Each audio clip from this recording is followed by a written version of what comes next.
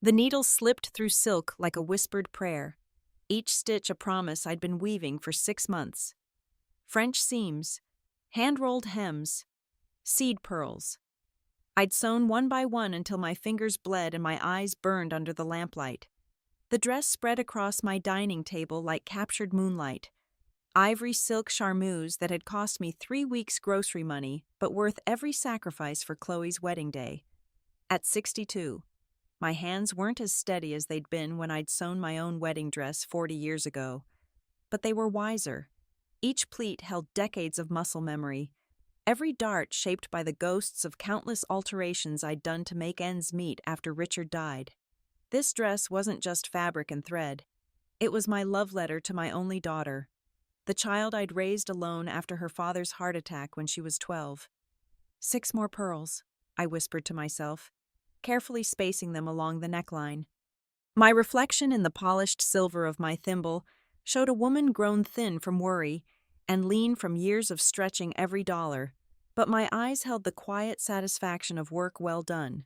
The morning sun painted golden squares across my kitchen floor as I wrapped the gown in acid-free tissue paper, the way my mother had taught me to preserve precious things.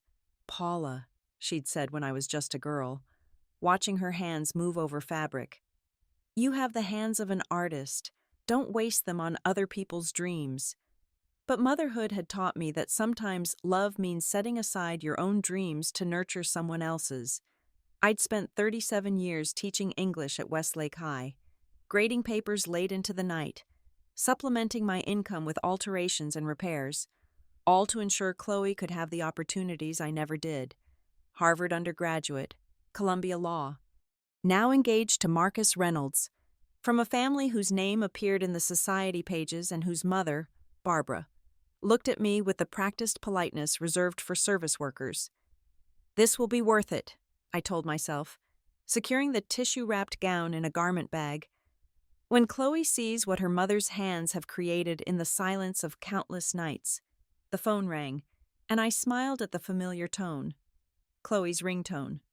"Mom, you're bringing the dress today, right?" Her voice carried that particular tone that meant she needed something but was already preparing to be disappointed by what I could offer. "Yes, honey. I'm leaving in about an hour." "Great. Barbara's hired a professional to help with dressing. Just in case. There are any issues." Issues, as if 6 months of couture-level stitching might spontaneously unravel, as if my hands, which had sewn her Halloween costumes and prom dresses, might suddenly forget their craft. "There won't be any issues, Chloe, but I'll be there to help with any adjustments." A pause, the kind that had become increasingly common between us. "Sure, Mom, see you soon." I hung up, smoothing my hand over the garment bag. When had my daughter's voice started carrying that edge of impatience? When had her eyes begun sliding past me at family gatherings, searching for more important connections? Perhaps it was inevitable. She moved in circles now where people like me, retired black teachers from Portland's East Side, were invisible except when serving drinks or cleaning rooms. She'll see, I promised myself. Today, she'll see what her mother's hands can do. The Fairmont Hotel rose before me like a wedding cake made of brick and marble, its valet parking alone costing more than I spent on groceries in a month. Chloe had chosen this venue, or rather Barbara had chosen it. Despite knowing my modest teacher's pension couldn't stretch to such extravagance, I'd offered to help with the flowers instead, to do something within my means. But Barbara Reynolds had smiled that paper-thin smile of hers and said, "Oh, don't worry about contributing. Paula, we've got everything handled." The lobby gleamed with polished brass and crystal chandeliers. A young man in uniform approached me. "May I help you, ma'am?" "I'm here for the Simmons-Reynolds wedding, the bridal suite." His eyes flickered to the garment bag in my arms, then back to my face. "Are you with the catering staff?" The assumption stung, but I'd grown used to it. "I'm the mother of the bride." "Oh, I apologize. Mrs. Simmons, the Orchid Suite is on the 4th floor." The elevator doors opened onto plush carpeting that muffled my footsteps. I followed the sound of female voices to a door adorned with a tasteful arrangement of white roses and eucalyptus. When I knocked, It was opened by a young woman with a clipboard who looked me up and down before stepping aside. The bridal suite hummed with expensive chaos. Barbara commanded a team of professionals like a general positioning troops, a makeup artist with a kit that cost more than my monthly rent, a hairstylist whose scissors moved with surgical precision, and a photographer whose camera clicked constantly, capturing every manufactured moment of candid preparation. Chloe sat in the center of it all like a porcelain doll, beautiful and still, while strangers painted and pried and fussed over her. My daughter had always been lovely, but today she looked like someone else entirely. Someone polished to a shine that reflected back only what others wanted to see. "Mom," Chloe's voice carried across the room. "You're here. Good. We're almost ready for the dress." I lifted the garment bag with the reverence reserved for sacred things.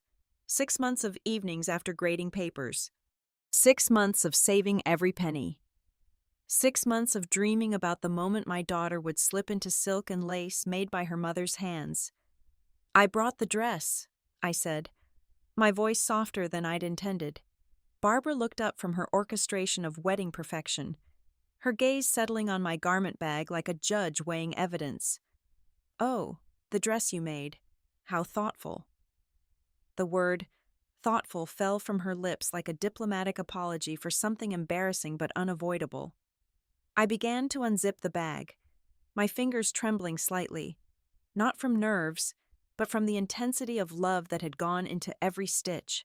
The silk emerged like water taking shape, and for a moment, the room fell silent. "It's," Barbara began, then stopped. "It's very handmade."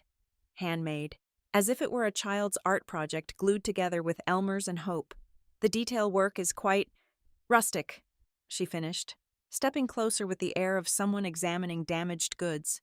Rustic. 6 months of French seams and hand-embroidered pearls dismissed as rustic. I felt something shift inside my chest, a small door closing. "Chloe, darling," Barbara continued, her voice honeyed with false kindness. "Perhaps we should consider the backup option we discussed, the Vera Wang from the boutique. It's more appropriate for the photographs." Chloe's eyes darted between the dress I'd made and the woman who would soon be her mother-in-law.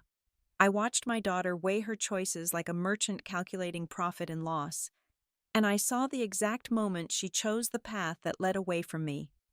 "Mom, I think maybe we should go with the other dress. This one is—" She paused, searching for words that wouldn't cut too deep. "It's just not quite right for the venue." The needle-sharp pain of rejection pierced through 23 years of scraped knees I'd bandaged, nightmares I'd chased away, and dreams I'd encouraged. I folded the dress back into its tissue paper shroud, my movements careful and precise, the way I'd learned to handle disappointment with dignity intact. "Of course," I said, "whatever makes you happy." I stepped into the hallway to give them privacy, but also to breathe. The corridor's thick carpet muffled the sounds of wedding preparation, but I could still hear voices through the door I hadn't quite closed. "Thank God you came to your senses," Barbara's voice carried clearly. "Can you imagine the photographs? Everyone would wonder where on earth that dress came from." Chloe laughed, a bright, nervous sound that pierced straight through me. "If anyone asks, I'll just say it doesn't fit. It looks like something from a thrift store." Anyway, the words hit like physical blows. 6 months.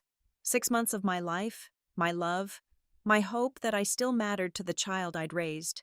6 months reduced to thrift store embarrassment and nervous laughter. I stood in that hotel hallway, dress bag clutched against my chest, and felt something fundamental shift inside me, not break. Breaking implied something that could be mended. This was more like evolution, like a snake shedding skin it had outgrown. Through the partially open door, I could see Chloe stepping into the Vera Wang gown, her face radiant with relief. Barbara zipped her up with the satisfaction of someone who had successfully prevented a social disaster. The photographer snapped away, capturing the moment of transformation from daughter to daughter-in-law, while my own creation lay forgotten on a chair like discarded wrapping paper. I walked back into the room with the measured steps of someone who had made a decision. "I'm going to take this home," I said, lifting my dress with newfound purpose. Oh, Mom, I'm sorry. Maybe I can wear it to the rehearsal dinner. Chloe's voice carried the hollow ring of consolation prizes and afterthoughts. No, I said simply. That won't be necessary. I kissed my daughter's forehead, inhaling the scent of expensive hairspray and borrowed perfume that smelled nothing like the child who used to crawl into my bed during thunderstorms. Have a beautiful wedding, sweetheart. As I walked down the hotel corridor, I heard Barbara say, "Well, that was easier than I expected. Sometimes people just need to accept reality." The elevator doors closed on my old life. In my arms, wrapped in tissue paper and wounded pride, lay the beginning of something else entirely. Outside, the spring air carried the scent of possibility mixed with exhaust fumes and other people's dreams. I placed the dress carefully in my car's back seat, settling it like precious cargo for a journey to an unknown destination. The drive home took me past the neighborhood where I'd raised Chloe alone, past the school where I'd taught for 37 years, past all the familiar landmarks of a life lived in service to others. But today, those places looked different, smaller somehow, as if I'd been seeing them through the wrong lens all this time. My house welcomed me back with its familiar creaks and shadows, the same yellow kitchen walls I'd painted when Chloe started high school, the same photographs chronicling a lifetime of birthdays, graduations, and ordinary Tuesdays that had somehow added up to raising a human being. I spread the dress across my dining room table once more, smoothing the silk with gentle hands. The afternoon light caught the pearls I'd sewn in spiraling patterns across the bodice, each one placed with the precision of a woman who understood that details mattered even when, especially when, no one else noticed. The French seams lay flat and perfect, invisible from the outside, but strong enough to last generations. This was not thrift store work. This was artistry born of love and honed by necessity. I made myself a cup of tea, English breakfast, strong enough to wake the dead, and sat looking at the dress while steam rose from my mug like incense. Somewhere across town, Chloe was walking down an aisle in borrowed elegance, but here in my quiet house, surrounded by the tools of my craft, I felt something I hadn't experienced in years, the stirring of my own ambition. The phone rang once during my vigil, probably Chloe calling from her honeymoon suite, voice bright with champagne and guilt, ready to explain and apologize and make everything smooth again. I let it ring. 3 days passed in merciful silence. No calls from the honeymoon, no flowers with apologetic cards, no visits from well-meaning neighbors who'd heard whispers about wedding day drama. Just me, the dress, and the growing certainty that something fundamental had shifted in the architecture of my life. I found myself studying the gown with new eyes, seeing it not as rejected love, but as evidence of skill I'd forgotten I possessed. The hand-rolled hem alone represented 40 hours of work that would cost $800 at any decent bridal boutique. The bodice construction, princess seams with French curves, was couture-level tailoring. My mother's voice echoed from memory. "Paula, you have the hands of an artist. Don't waste them on other people's dreams." On Thursday morning, I was photographing the dress from different angles, documenting my work like a crime scene investigator, when the doorbell chimed.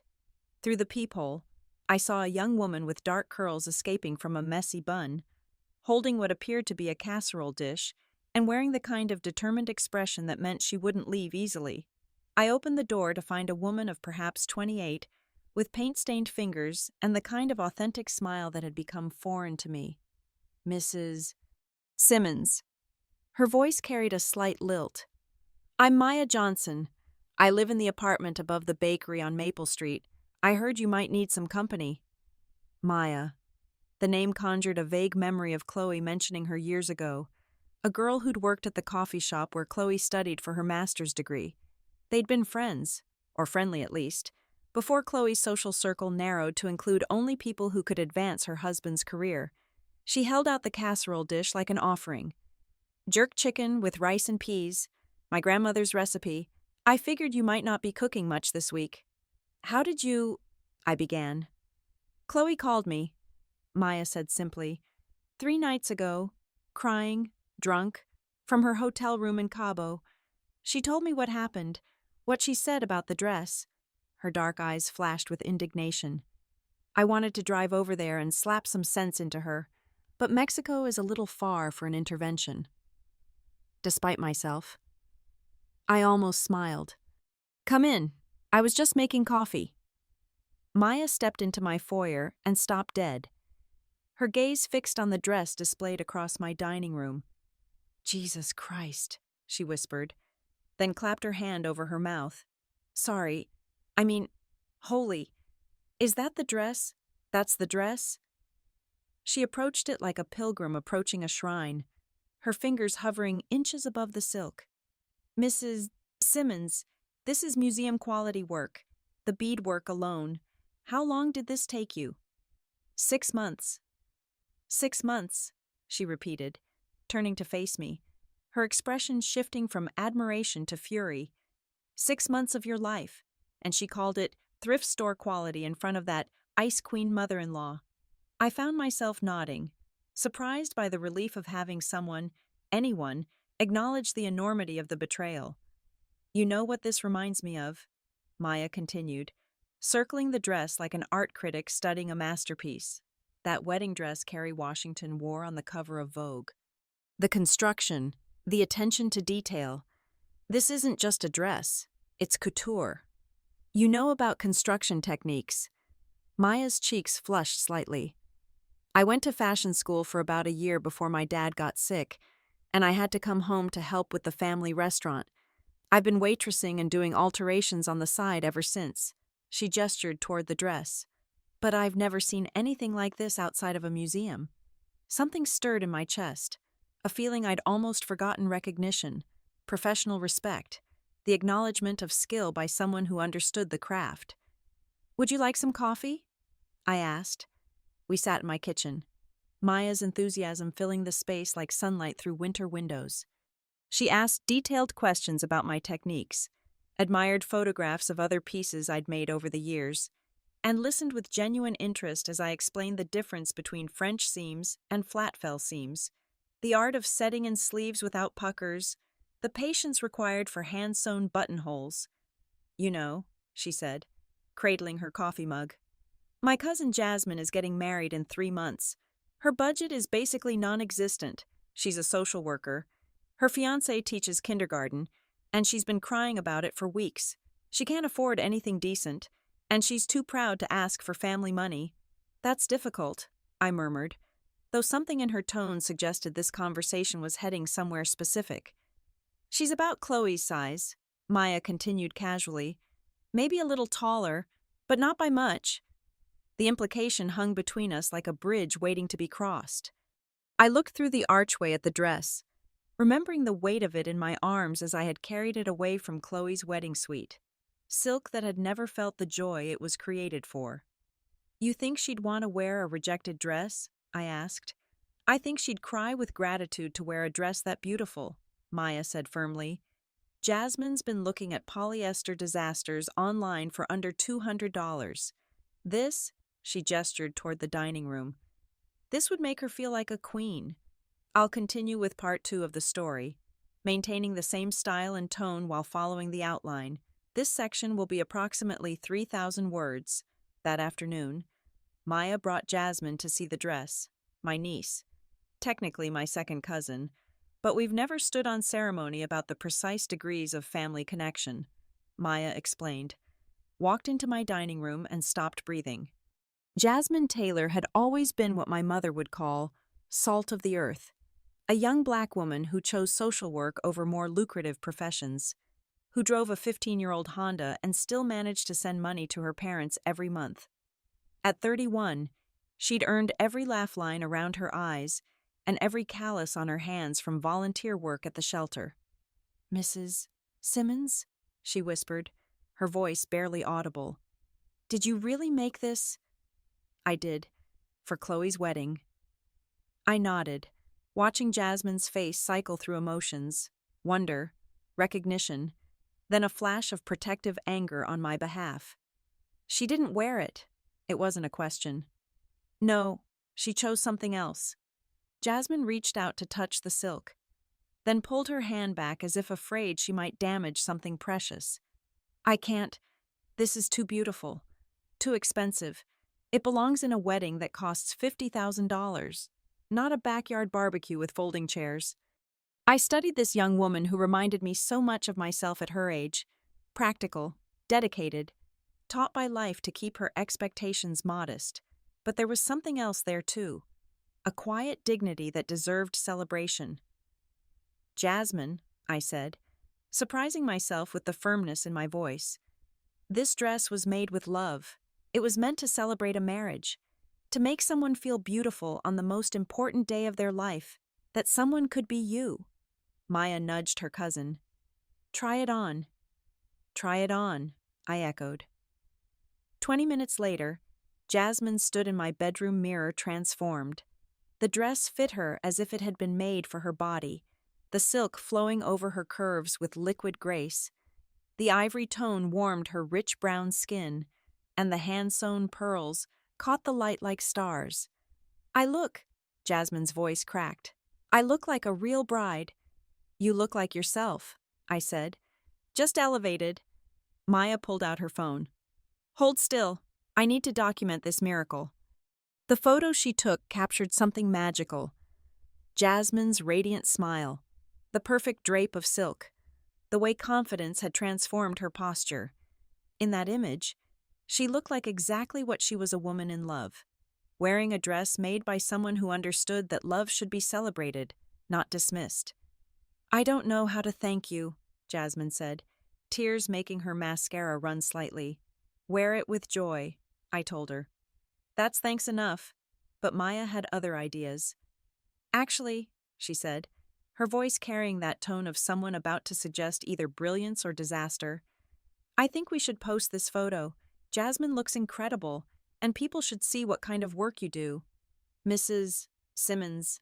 Maya, I warned, but she was already typing on her phone. Just on my Instagram, I have like 300 followers, mostly other restaurant people and art students.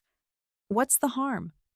She posted the photo with a caption that made my chest tight with unexpected pride.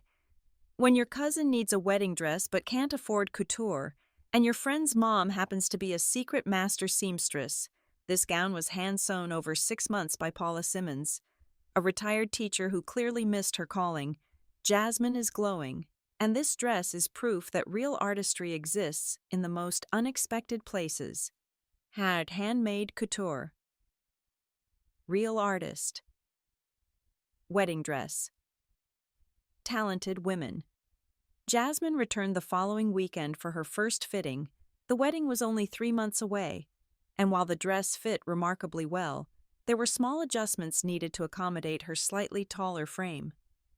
I still can't believe this is happening, she said, standing perfectly still as I pinned the hem. When I told Derek about the dress, he thought I was exaggerating until I showed him Maya's photo. What did he say? I asked, mouthful of pins. He said it looked like something from a royal wedding, and that he'd better step up his game to deserve a bride who looks like that. Her laugh was warm and genuine, nothing like Chloe's nervous titter in the hotel suite. As I worked, Jasmine told me about her fiancé, a kindergarten teacher with a gift for connecting with troubled children, and their plans for a small ceremony in her parents' backyard. We're setting up string lights in the old oak tree, she said, her eyes bright with excitement. And Derek's brother plays cello, so he'll do the music. It's not fancy, but it's us. It sounds perfect, I said, and meant it. When she left, carrying the dress in its garment bag with the reverence of someone transporting the crown jewels, I felt something I hadn't experienced since Chloe left for college, the satisfaction of being truly appreciated. The phone rang that evening. Chloe, after 2 weeks of silence. Mom. Her voice sounded strange, tight and controlled. I just saw the most bizarre thing on Instagram. Maya Johnson posted a photo of some random woman wearing what looks like the dress you made for my wedding. What's going on? I took a breath, centering myself in the newfound clarity I'd discovered since the wedding. That's Jasmine Taylor, Maya's cousin. She's getting married in June. and I gave her the dress. You gave her my wedding dress. The indignation in Chloe's voice would have wounded me once. Now it just seemed absurd. It was never your wedding dress. Chloe, you chose not to wear it.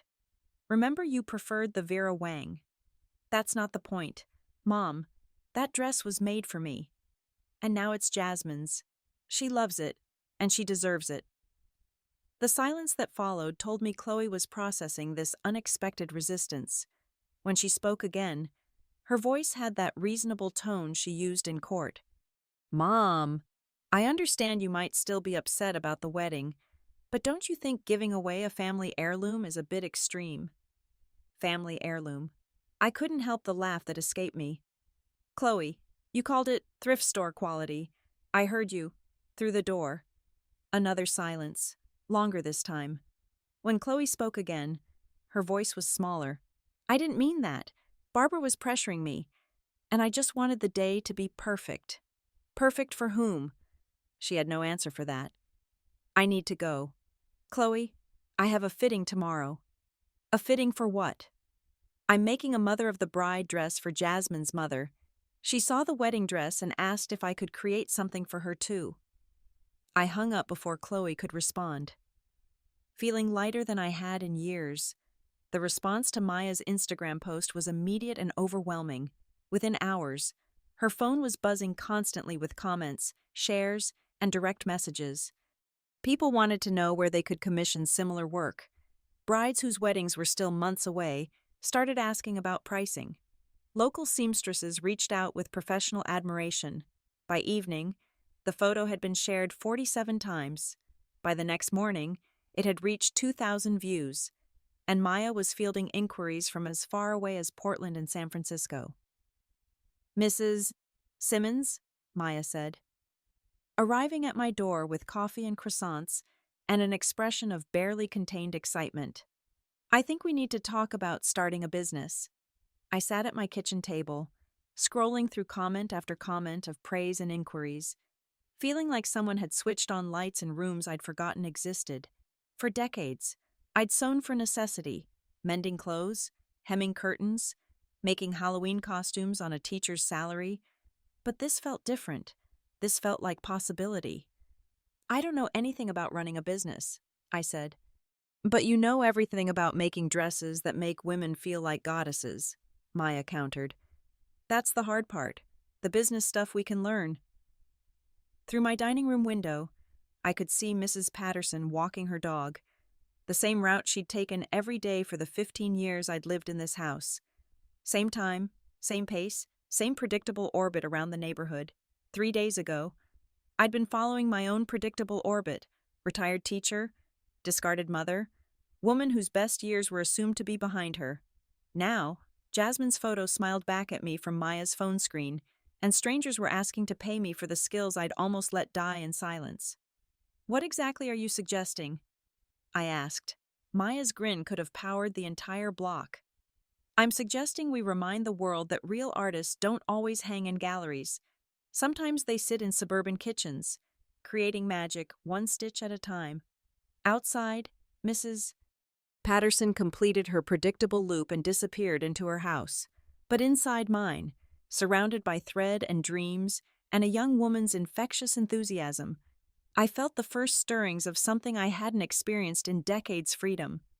We need a name, Maya said the next morning, spread across my dining room table with notebooks and her laptop.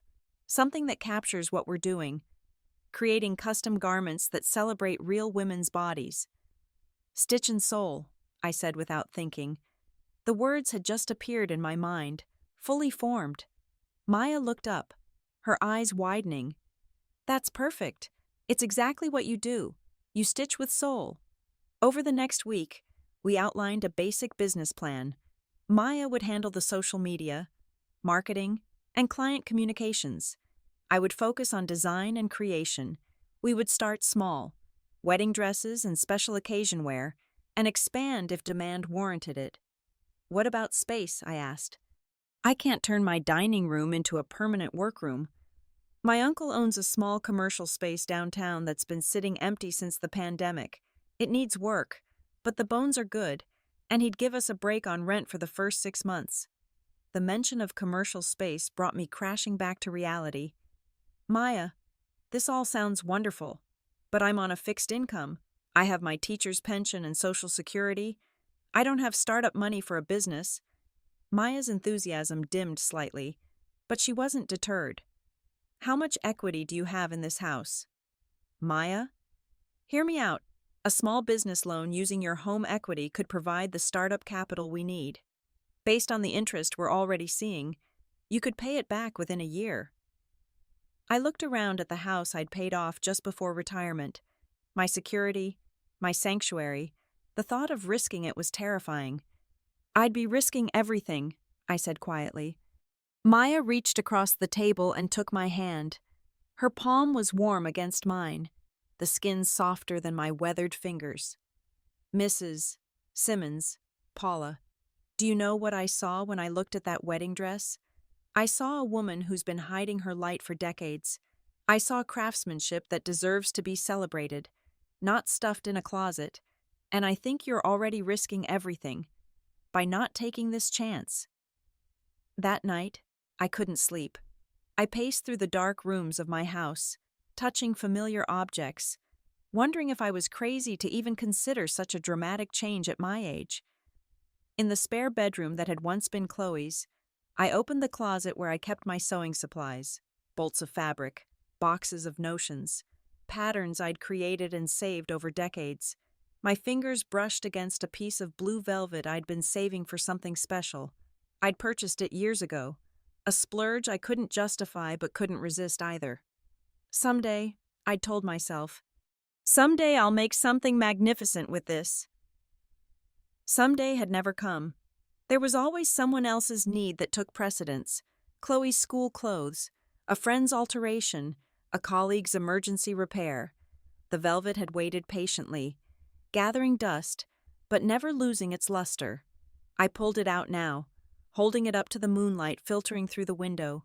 It shimmered like deep water, heavy and fluid at once, perfect for an evening gown with a cowl back and trumpet skirt. In that moment, standing in my quiet house with forgotten fabric in my hands, I made my decision. The bank appointment was a cold dose of reality. Despite my excellent credit score and the substantial equity in my home, the loan officer, a young man who looked barely old enough to shave, kept typing things into his computer and frowning. The issue, Mrs. Simmons, is that you're proposing a startup business at your age. The bank considers that a significant risk factor. My age, I repeated flatly. He had the grace to look uncomfortable. Statistically speaking, new businesses started by individuals over 60 have a higher failure rate. Add to that the fact that you have no formal business experience. I taught high school English for 37 years, I interrupted. I've managed classroom budgets, department resources, and grant allocations. I've operated a small alterations business from my home for decades, and I've raised a child on a single income while paying off my mortgage 15 years early. Maya, sitting beside me, squeezed my hand in silent support. The loan officer cleared his throat.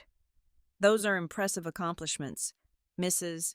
Simmons, but they don't constitute business experience in the traditional sense.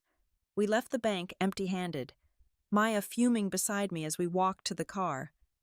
That's age discrimination, she seethed. We should file a complaint and spend months fighting a system designed to protect itself. I shook my head. No, we'll find another way. That evening, Maya arrived at my house with a bottle of wine and a determined expression. I've been thinking about the money problem. What if we started smaller? We convert your spare bedroom into a proper studio. I handle the business side from my apartment. We take commissions on a case-by-case basis until we build enough capital to expand. I poured us each a glass of wine. That could work, but it limits how many clients we can take on. Better to have 5 ecstatic clients than 20 disappointed ones, Maya pointed out. Quality over quantity. We build a reputation for exceptional work, charge accordingly, and grow organically. We spent the evening revising our business plan, scaling back our immediate ambitions, but not our ultimate vision. By midnight, We had a workable roadmap, 3 months of home-based operations, followed by a reassessment of our financial position and client pipeline. As Maya gathered her things to leave, her phone chimed with a text. She glanced at it and frowned. "What is it?" I asked. "It's from Chloe. She wants to meet for coffee tomorrow." I raised an eyebrow. "About—" "She says she wants to discuss this sewing venture of yours, and she mentioned that her husband, Marcus, has some insights about scaling artisan businesses he'd like to share." Scaling artisan businesses. The corporate jargon landed like a paper cut, small but surprisingly painful. "What are you going to tell her?" Maya's expression was pure mischief. "I'm going to tell her I'm busy having brunch with my brilliant business partner, and that if she wants to discuss Stitch and Soul, she should call you directly." After she left, I sat alone in my kitchen, thinking about Chloe's sudden interest in my sewing venture. 3 weeks ago, she'd dismissed my work as thrift store quality. Now that strangers on the internet were praising it, she wanted to help. I was considering this when my phone rang. The caller ID showed Chloe's number. "Mom," her voice hit me like cold water. We hadn't spoken since our conversation about Jasmine's dress. I tried reaching Maya about meeting tomorrow, but she says she's busy. She is busy. We're working on our business plan.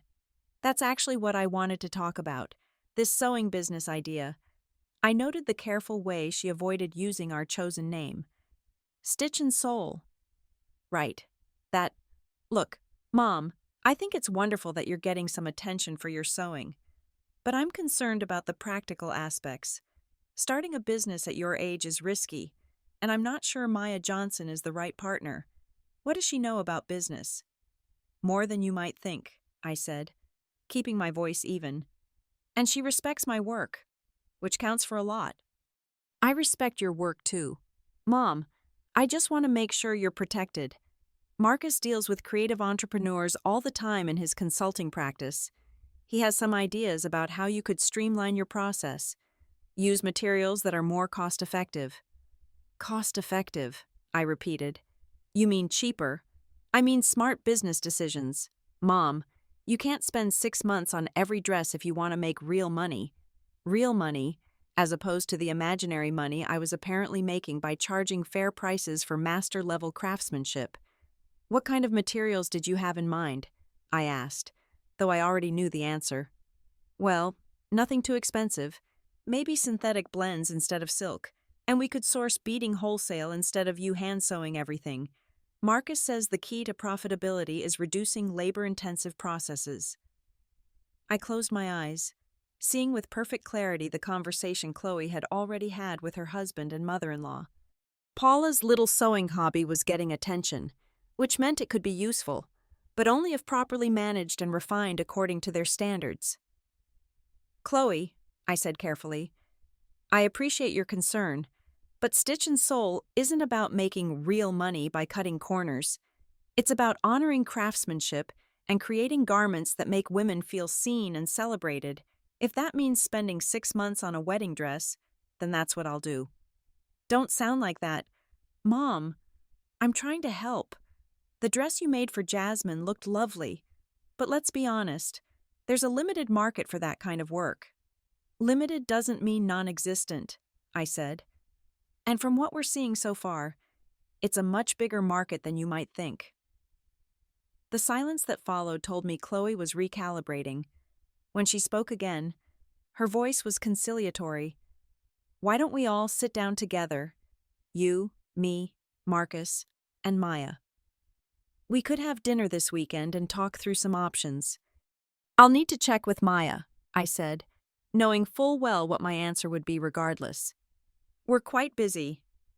After we hung up, I sat in the darkness of my kitchen, wondering when my daughter had become a stranger.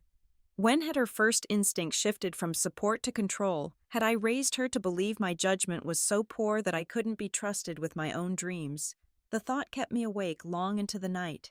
But by morning, something had settled inside me. Chloe was an adult making her own choices. And now, finally, so was I. 6 months after Chloe's wedding, Stitch and Soul opened its doors in downtown Portland. The space was modest, a converted storefront with large windows that flooded the room with natural light. Perfect for detailed handwork. Maya had painted the walls a soft cream that made the fabrics pop, and we'd installed professional dress forms, a cutting table, and a small but elegant fitting area with three-way mirrors. The grand opening was a quiet affair, just Jasmine and her new husband Derek, Maya's family, and a few local designers who'd reached out after seeing Jasmine's wedding photos. No Chloe, no invitation had been extended, and none had been requested. "I still can't believe we pulled this off," Maya said, handing me a glass of champagne. At 28, she radiated the confidence of someone who had found her purpose. In the months since our partnership began, she'd proven herself not just enthusiastic, but genuinely talented, both in business management and in her own emerging design skills. "We pulled it off because of you," I said, clinking my glass against hers. "I would still be sewing in my dining room if you hadn't pushed me." "Nonsense. I just gave the universe a little nudge. Your talent did the rest." The bell above the door chimed, and we turned to see two women enter, one in her 60s, the other perhaps 40. The older woman approached cautiously, her eyes taking in the dresses displayed on mannequins around the shop. "Mrs. Simmons," she asked. "I'm Eleanor Patterson. I live down the street from you." I recognized her immediately, my neighbor with the predictable dog-walking schedule. "Of course, Mrs. Patterson. Please, call me Paula." "I've been watching your house these past months," she admitted with a small smile. "Seeing the activity, the young people coming and going. Then I saw the sign go up here and realized what you've been up to." She gestured to the younger woman beside her. "This is my daughter, Rebecca. She's getting married in December." Rebecca stepped forward, extending her hand.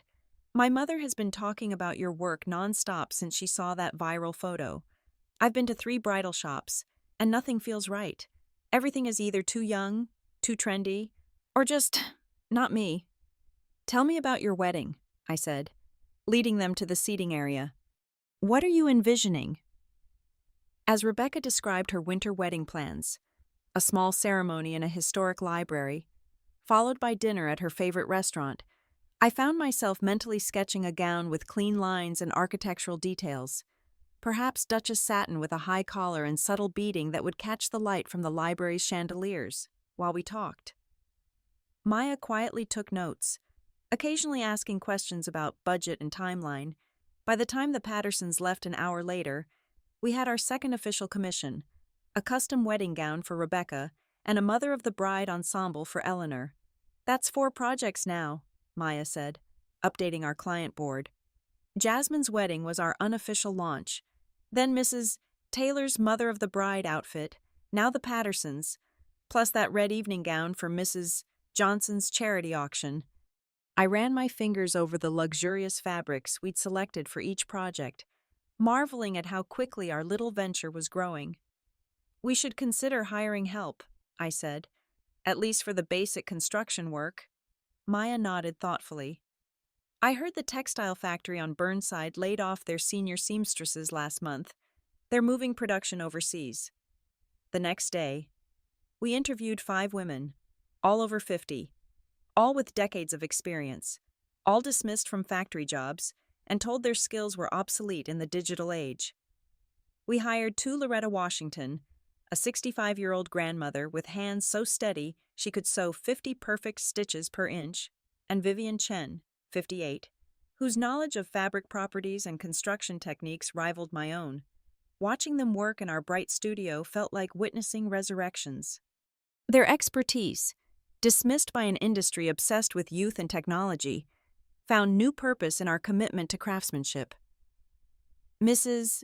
Simmons," Vivian said one afternoon, looking up from a particularly intricate sleeve she was setting, "I haven't enjoyed work this much in 20 years. "Please call me Paula," I reminded her. "And I know exactly what you mean." Jasmine's wedding was a revelation, the backyard ceremony, lit by string lights in the ancient oak tree, transformed into something magical when she appeared in the ivory silk gown.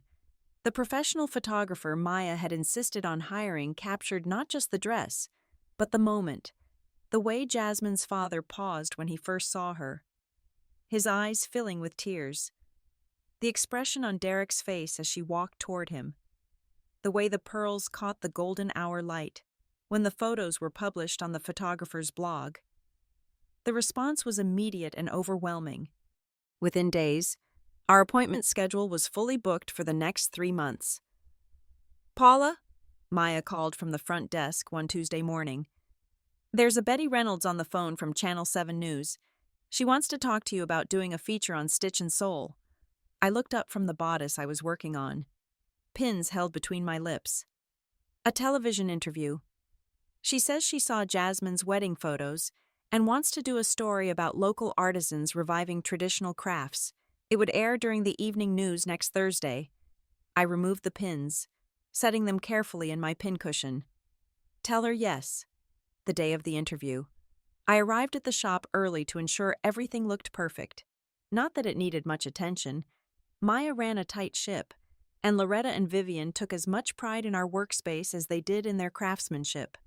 Betty Reynolds was a woman in her 50s with sharp eyes and the practiced warmth of someone who had interviewed thousands of people. Her camera operator, a younger man with gentle hands, moved around the studio setting up lights and checking angles.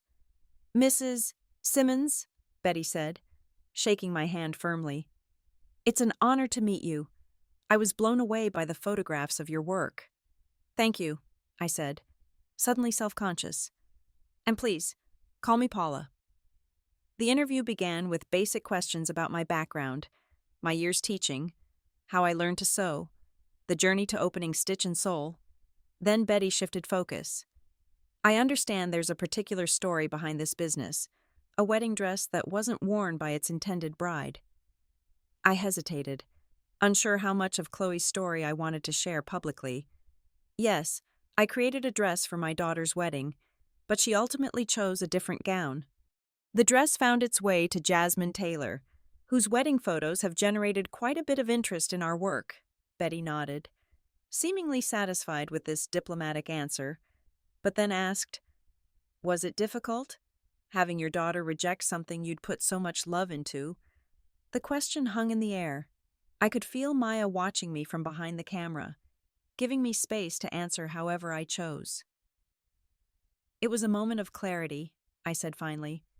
"Sometimes our children make choices we don't understand, but that moment led me here, to Stitch and Soul, to Maya, to Loretta and Vivian, to all these wonderful clients who value craftsmanship and tradition. So while it hurt at the time, I'm grateful for where it led me." Betty smiled, a genuine one this time. "That's a beautiful perspective. Now, tell me about your philosophy regarding women's bodies and fashion."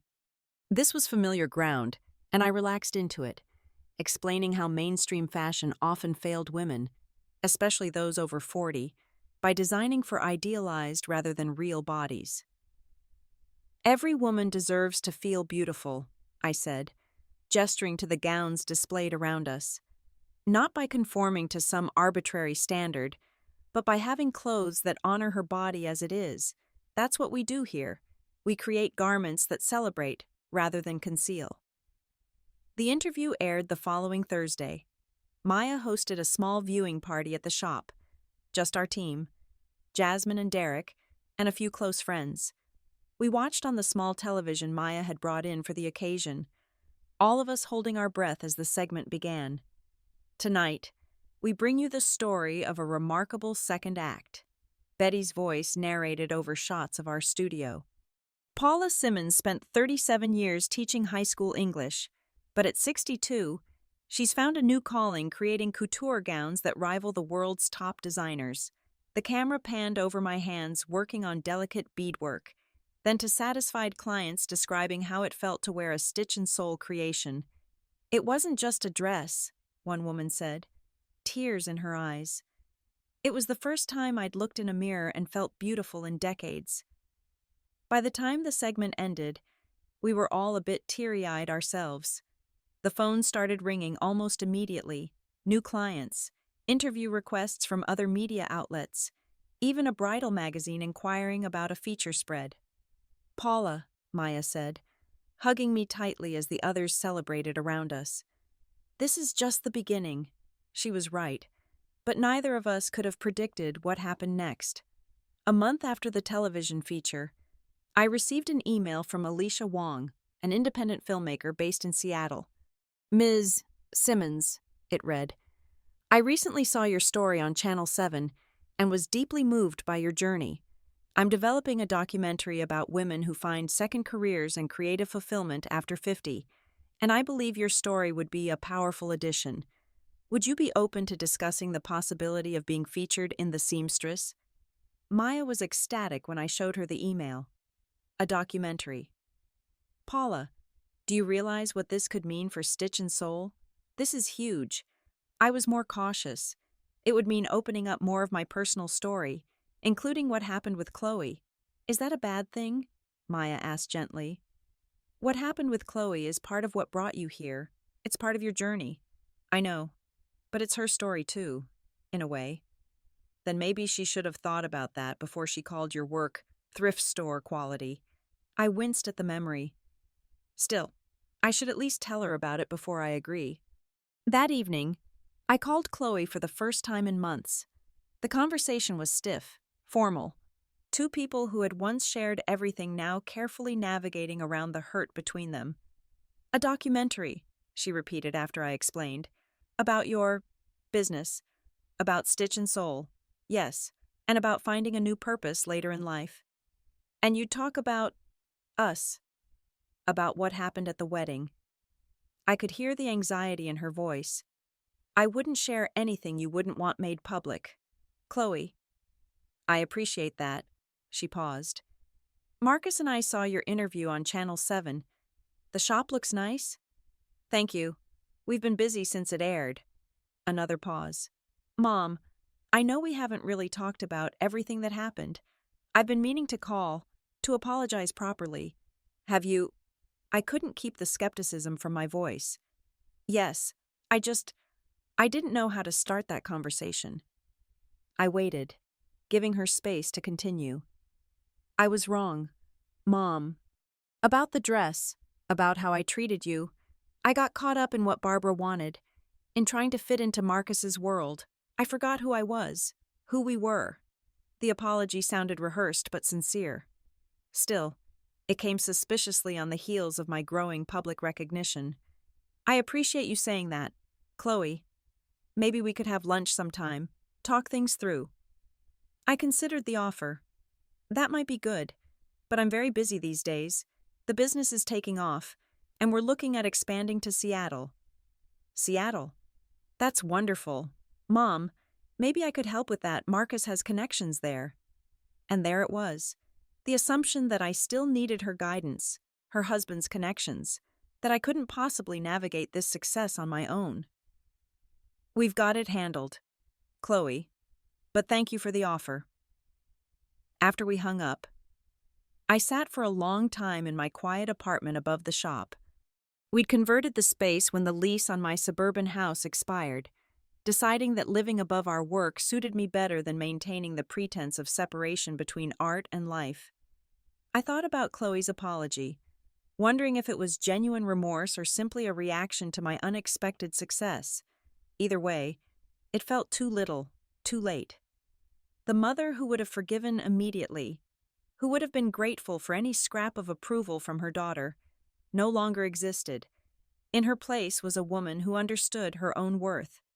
I emailed Alicia Wong that night, agreeing to participate in her documentary.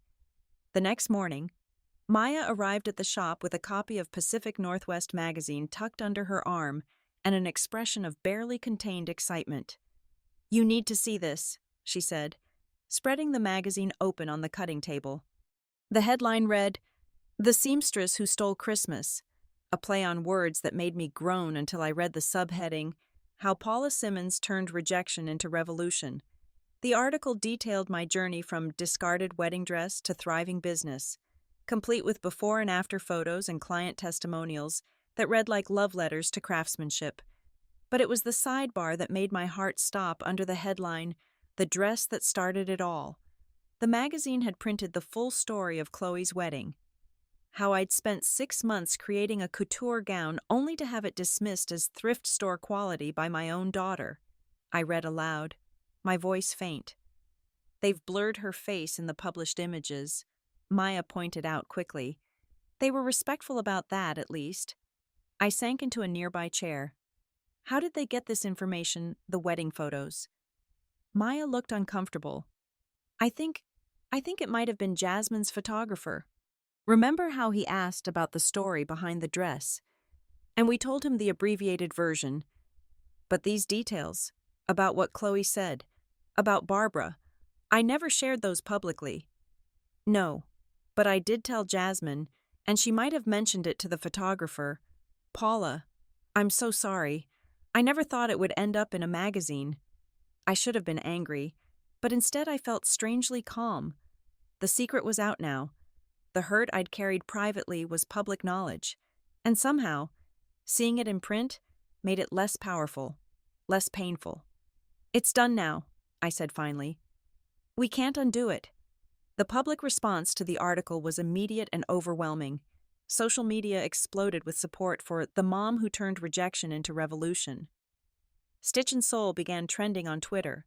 Fashion bloggers wrote think pieces about ageism in creative industries and the value of handmade craftsmanship. Most tellingly, orders poured in from women who specifically mentioned wanting to support a business that honored, rather than dismissed, older women's skills and experiences. "Paula," Maya said 3 days after the article was published, "we have a problem, a good problem, but still a problem. We're booked solid through next summer. We need to expand, hire more seamstresses. Maybe even look at that second location in Seattle sooner rather than later." I looked around our busy studio, Loretta and Vivian working steadily at their stations, clients being fitted in our elegant dressing rooms, Maya fielding calls and managing our increasingly complex schedule. "You're right," I said. "It's time to grow." That afternoon, my phone rang with an unfamiliar number, Chloe's husband, Marcus. "Paula," he said, his voice carrying that particular tone of forced joviality that businessmen use when they want something. "I just read the most interesting article in Pacific Northwest magazine." "Did you—" I kept my voice neutral. "Yes, and first let me say congratulations on your success. It's quite remarkable." "Thank you. I'm calling because Chloe is, well, she's quite upset about some of the details in that article, things that she feels were private family matters." "I see. We were wondering if you might consider issuing some kind of statement, nothing major, just clarifying that there was a misunderstanding, that Chloe never intended to hurt you." I thought about the 6 months I'd spent on that dress, about hearing my daughter laugh as she called my work thrift store quality, about the years I'd spent making myself smaller to fit into her increasingly exclusive world. "I'm afraid I can't do that. Marcus, can't or won't." His friendly tone had evaporated. "Both. The article reported what happened accurately. I didn't provide those details to the magazine, but I won't deny their truth either." "Do you realize how this makes Chloe look? How it might affect her professionally? I imagine it's uncomfortable for her. Being held accountable often is—" The silence that followed told me Marcus was not accustomed to being refused. When he spoke again, his voice was cold. "I thought we might handle this as a family, but I see you've made your choice. Chloe will be very disappointed." "Yes," I said simply. "I know something about disappointment." After he hung up, I sat in the quiet of my office, considering the strange turns life could take. 6 months ago, I'd been devastated by my daughter's rejection. Now I was turning down her husband's request for public reconciliation. The irony wasn't lost on me. What had changed wasn't just my circumstances, but my sense of self-worth. Stitch and Soul had given me more than a business. It had restored my belief in my own value. The phone rang again. Alicia Wong calling to discuss filming dates for the documentary. As we talked through logistics, I found myself looking forward to sharing my story, not as a tale of family betrayal, but as a journey of rediscovery. "We're thinking of calling it The Seamstress Stitching a Second Act," Alicia said. What do you think? I think, I said, watching through my office window as Maya welcomed a new client into the shop. That sounds perfectly fitting. The first snow of December fell on a Thursday. The same day Chloe finally came to see what I had built. I spotted her through the large windows of Stitch and Soul, standing on the sidewalk across the street like a tourist studying a foreign landmark. She wore the black wool coat I'd given her for Christmas 3 years ago. Expertly tailored, expensive, the kind of safe choice that looked appropriate in any setting without making any statements about the woman wearing it. For 20 minutes, she stood there while I worked with Mrs. Chen on a holiday dress fitting, both of us pretending not to notice the figure in black watching from the cold. Mrs. Chen, who had become one of our most enthusiastic clients, finally broke the careful silence. "Isn't that your daughter out there? She looks frozen half to death." "Yes," I said, adjusting the hem of her burgundy velvet gown. "She does." "Well, for heaven's sake. Paula, let the girl come in before she turns into a popsicle." But I didn't move toward the door, and Chloe didn't cross the street. We stayed in our respective territories, separated by asphalt and 8 months of choices that couldn't be undone. When Mrs. Chen left, bundled in her coat and carrying her garment bag with quiet pride, Chloe finally approached. She pushed through the door with the careful movements of someone entering enemy territory, her eyes taking in the transformed space, the gleaming hardwood floors Maya and I had refinished ourselves, the custom fitting rooms with their elegant curtains, the gallery wall featuring photographs of our work. "Mom," her voice was smaller than I remembered. "Chloe?" She moved through the studio like someone touring a museum exhibit, pausing at the cutting table where I was working on a New Year's Eve gown for a client who wanted to feel spectacular at 68. The silver silk caught the afternoon light, and I watched Chloe recognize the quality of the construction, the complexity of the beadwork, the hours of skilled labor that had gone into every seam. "It's beautiful," she said finally. "Thank you." "The magazine article." She stopped, swallowed, tried again. "I didn't know they were going to write about the wedding dress, about what I said." I continued pinning the bodice, my movements steady and practiced. "What did you think would happen when you dismissed 6 months of my work as thrift store quality? Did you think it would remain private forever?" I was nervous. Barbara was being Barbara. I wasn't thinking clearly. "You were thinking clearly enough to laugh." The words fell between us like dropped pins. Chloe flinched as if I'd slapped her. "I've apologized for that. I called you. I sent flowers." "You sent flowers to yourself," I interrupted. "To make yourself feel better about hurting me. You never once asked how I felt. You never acknowledged what that dress represented." Chloe moved to the window, her reflection ghost-like in the glass that separated warm from cold, inside from outside. "I know you're angry with me." "No." I set down my pins and faced her directly. "I was angry for about a week. Then I realized anger was just another way of making your opinions more important than my reality."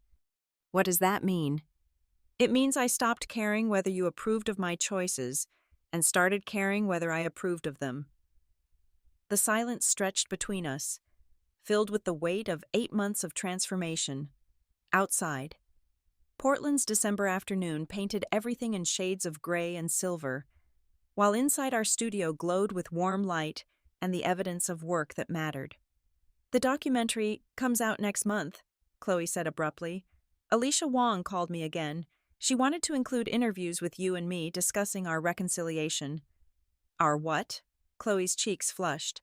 "I told her we were working things out, that you'd forgiven me and we were closer than ever because of what happened." I stared at my daughter. This woman I'd raised, sacrificed for, loved with the fierce completeness that only mothers know, and felt nothing but a vast, calm clarity. "You told a documentary filmmaker that I'd forgiven you without ever asking if that was true. Haven't you forgiven me?" The question hung in the air like a challenge. Chloe's eyes held the expectation of absolution, the assumption that maternal love would eventually overcome any wound, that enough time and success would erase the memory of her cruelty. "Chloe," I said gently. Forgiveness isn't something you get to declare on my behalf. But you're my mother. Yes, I am. And for 62 years, I believed that meant I had to absorb every hurt, excuse every slight, and pretend that your needs mattered more than my dignity. But mothers are also human beings with feelings that deserve respect. Chloe's composure finally cracked. So you're never going to forgive me. I'm supposed to pay for one moment of weakness for the rest of my life. One moment, I moved to the gallery wall where photographs showed the evolution of Stitch and Soul, from Jasmine's wedding dress to Mrs. Chen's forest green elegance, to dozens of women who'd found confidence in custom clothing.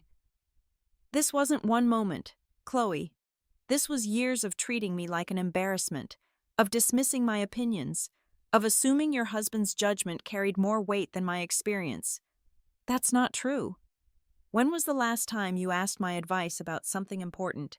When did you last visit me without needing a favor? When have you ever introduced me to your friends as someone you're proud of, rather than someone you have to explain? Each question landed like a perfectly placed stitch, holding together a pattern she had never been forced to see clearly. She stopped, her hands twisting the strap of her expensive handbag. I don't know how to fix this. Maybe it doesn't need to be fixed, I said. Maybe it needs to be accepted as it is. Maya chose that moment to return from her lunch meeting with a potential investor, her arms full of fabric samples and her face bright with cold air and excitement. She stopped short when she saw Chloe, her expression shifting to careful neutrality. Chloe, she said with professional politeness, how nice to see you. Maya, Chloe's voice carried the particular stiffness she reserved for people she considered beneath her notice. I see business is going well. Better than well. We're expanding to a second location in Seattle next year. I watched Chloe process this information, saw her realize that Maya, the waitress she'd dismissed as getting above herself, was now my business partner in an enterprise worth more than her husband made in consulting fees. Congratulations, Chloe managed. Thank you. Maya set down her samples and moved to the cutting table, her presence creating a buffer between Chloe and me. Paula, the investor loved your portfolio. She wants to feature Stitch and Soul in her magazine's spring issue about women entrepreneurs over 50. Women entrepreneurs over 50. The phrase would have been unimaginable to me a year ago, when I was still defining myself as Chloe's mother and Richard's widow and a retired teacher filling empty hours with hobbies. Chloe watched this exchange with growing understanding. This wasn't her mother's little sewing project that needed managing or improving. This was a legitimate business run by women who knew their worth and demanded respect for their expertise. I should go, Chloe said suddenly. I can see you're busy. Chloe, I stopped her at the door. I want you to understand something. I don't hate you. I don't wish you ill. But I also don't need your approval or your management or your version of looking out for me. So where does that leave us? I considered the question seriously, looking at this woman who shared my DNA but not my values, who'd inherited my stubbornness but not my respect for others' dreams.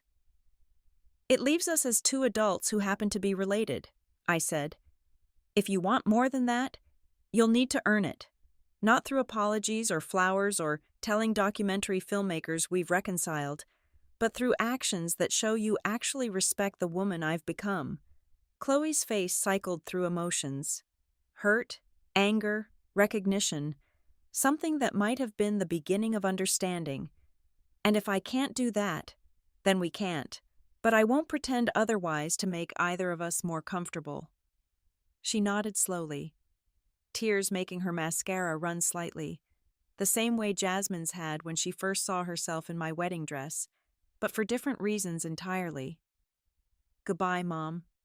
Goodbye, Chloe. The door closed behind her with a soft chime, and I watched through the window as she walked back to her car. She didn't look back at the studio, didn't pause to admire the elegant sign Maya had commissioned, or the window display featuring our latest work. You okay? Maya asked quietly. I'm perfect,